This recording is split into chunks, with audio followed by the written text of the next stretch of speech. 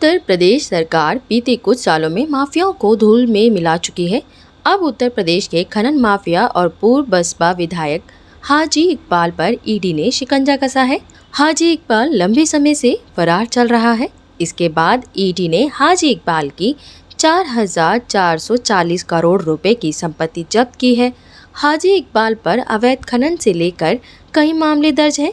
बताया जाता है कि हाजी इकबाल दुबई में छिपा है। ईडी ने हाजी इकबाल की यूनिवर्सिटी की इमारत भी कुर्क की है। हाजी इकबाल की पहले भी अरबों की संपत्तियां जब्त की जा चुकी हैं। उस पर करीब 40 से ज्यादा केस दर्ज हैं। सपा और बसपा सरकार के कार्यकाल में मोहम्मद इकबाल उर्फ हाजी इकबाल उर्फ बाला पश्चिमी उत्तर प्रदेश का सबसे बड़ा खनन माफिया था। उसने करोड़ों का अवैध कारोबार फैला रखा था।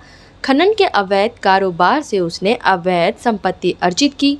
मई 2022 में सहारनपुर पुलिस ने हाजी इकबाल के करीबियों की 107 करोड़ की 123 संपत्तियों को गैंगस्टर एक्ट में कुर्क किया। मई 2022 में जब जांच की गई तो मोहम्मद इकबाल और उसके गैंग के नाम पर कुल 123 संपत्तियां दर्ज थीं, जिनकी कीमत 36 करोड़ 40 लाख 13,130 रुपये बताई गई थी। ये तमाम संपत्तियां हाईवे किनारे की थीं, जिन पर बेशकीमती बाग लगे थे। लिहाजा बाजार मूल्य में इनकी कीमत बढ़कर लगभग 106 करोड़ 93 लाख 4,180 रुपये आंकी गई थी। यूपी में हाजी इकबाल एक ऐसा खनन माफिया रहा है जिस पर हाथ डालने से सरकारें तक खतराती रहीं।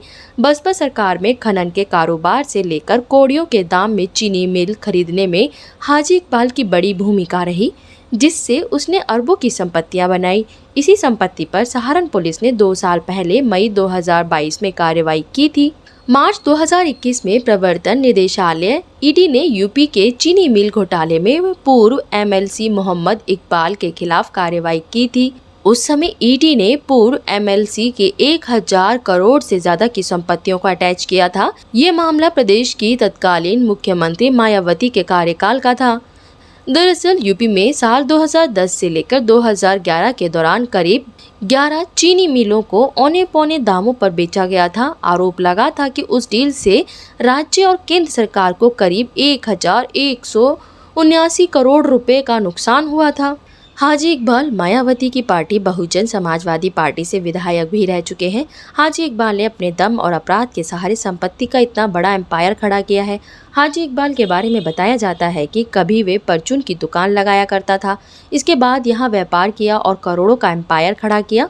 किसी दौर में हाजी इकबाल को मायावती का करीबी माना जाता था। उसी दौर में हाजी इकबाल ने सहारनपुर में चीनी मिलें भी खड़ी की थी। हाजी इकबाल बसपा से विधायक भी रह चुके हैं। अब ईडी उनके खिलाफ शिकंजा कस रही है। बीते कई दिनों से फरार चल रहे हाजी इकबाल की संपत्ति जब्त की जा रही है। इसके अलावा सहारनपुर में हाजी इकबाल के घरों पर बुलडोजर चलाया जा चुका है। हाजी इकबाल और उनके 4 बेटों पर मिर्जापुर और बेहट थानों में धमकाने और अवैध खनन के केस दर्ज हैं। जमीनों पर कब्जे और नाबालिग से दुष्कर्म जैसे गंभीर आरोप भी लगे थे। आरोप था कि मकानों का नक्शा तो पास हुआ था, लेकिन इसके लिए अतिक्रमण किया गया।